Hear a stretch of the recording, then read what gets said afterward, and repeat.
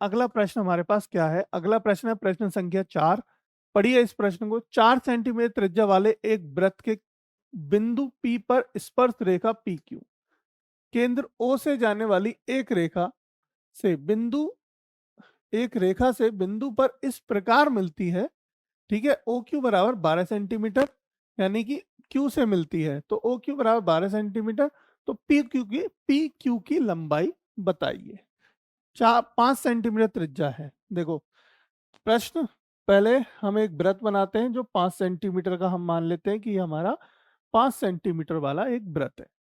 ठीक है, अब देखो इस वृत्त से, वो कह रहा है कि इस वृत्त पे कोई पॉइंट P है, ये पॉइंट हो गया P, और एक स्पर्श रेखा है पी क्यू एक स्पर्श रेखा बना लेते हैं। देखो ये हमारी हो गई क्या, स्पर्श रेखा इस पे। ठीक है, कोई दिक्कत नहीं है। ये हमारी पी क्यू, इसका नाम होगा क्यू, ये पॉइंट हो गया क्यू। तो पी क्यू एक स्पर्श रेखा है इस 5 सेंटीमीटर वाले वृत्त पे। इसका ये केंद्र हो गया बेटा। केंद्र ओ से जाने वाली एक रेखा से, केंद्र ओ से जाने वाली एक रेखा जो क्यू तक जाके मिलती है, क्यू तक जाकर मिलती है, इस प्रकार मिलती है कि ओ क्यू बराबर, देखो इस प्रकार मिलती है कि ओ क्यू बराबर 12 सेंटीमीटर होता है।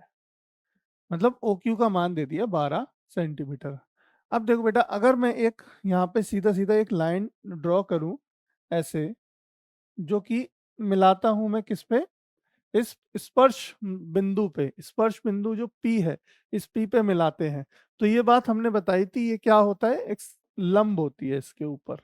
स्पर्श रेखा पे जो बिंदु, वृत्त के बिंदु से स्पर्श रेखा के बिंदु पर अगर कोई रेखा खींची जाए जो त्रिज्या होती है पहली बात तो, और वो क्या होती है, लंबवत होती है, इसका परपेंडिकुलर होती है। और लंबवत क्या होती है, वो 90 डिग्री का कोण बनाती है। और यहाँ पे त्रिज्या कितनी है हमारी, 5 सेंटीमीटर है।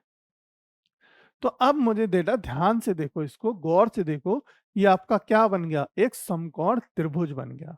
क्या बन गया, एक समकोण त्रिभुज बन गया। अब यहाँ पे वो पूछ रहा है पी क्यू की लंबाई बताइए। पी क्यू की लंबाई, पी क्यू क्या है हमारा यहाँ पे, ये।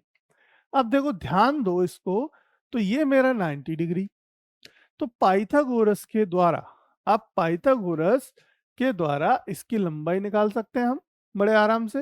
भाई इसके सामने हो गया ये कर्ण, कर्ण हो गया ये। भाई 90 समकोण के सामने वाली भुजा क्या होती है, कर्ण होती है, तो निकाल लेंगे। अब यहाँ पे लंब समझ लो या आधार समझ लो, कुछ भी समझ लो, यहाँ पे कोण तो हमें दिया नहीं है। ठीक है, तो लेकिन हमें क्या पता है, हमें ये पता है कि जो कर्ण होता है, कर्ण के स्क्वायर की कर्ण का स्क्वायर बराबर होता है शेष दोनों भुजाओं के सम के स्क्वायर के, दोनों भुजाओं के स्क्वायर के सम के बराबर होता है कर्ण का स्क्वायर। ठीक है, तो उसी फॉर्मूले से हम यहाँ पे इसका मान निकाल लेंगे। चलिए कैसे करेंगे, देखिए ये O है तो ओ क्यू का स्क्वायर, ओ क्यू का स्क्वायर बराबर होगा आपका किसके, पी क्यू के स्क्वायर के प्लस ओ पी के स्क्वायर के। हमें क्या निकालना है बेटा, हमें निकालना है पी क्यू। पी क्यू का स्क्वायर बराबर क्या होगा, ओ क्यू का स्क्वायर माइनस ओ पी का स्क्वायर। ओ क्यू कितना है, ओ क्यू दिया है आपका 12 12 का स्क्वायर माइनस ओ पी कितना दिया है, 5 का स्क्वायर।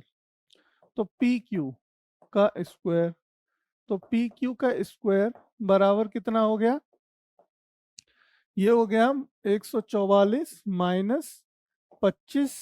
ठीक है, माइनस करो जरा, तो पी क्यू का स्क्वायर बराबर कितना आ गया, ये हो गया देखो 119। तो पी क्यू बराबर कितना आ गया, अंडर रूट में 119। ठीक है, अंडर रूट 119 हमारा उत्तर आ गया पी क्यू। इसका मतलब option number D, option number D आपका राइट आंसर होगा। निकाल लिया हमने बड़े आसानी से, क्योंकि ये सब चीज़ें हमें अब बिल्कुल से पता हैं। सारी चीज़ें जब आपको पता होंगी तो बिल्कुल भी कोई दिक्कत नहीं होगी।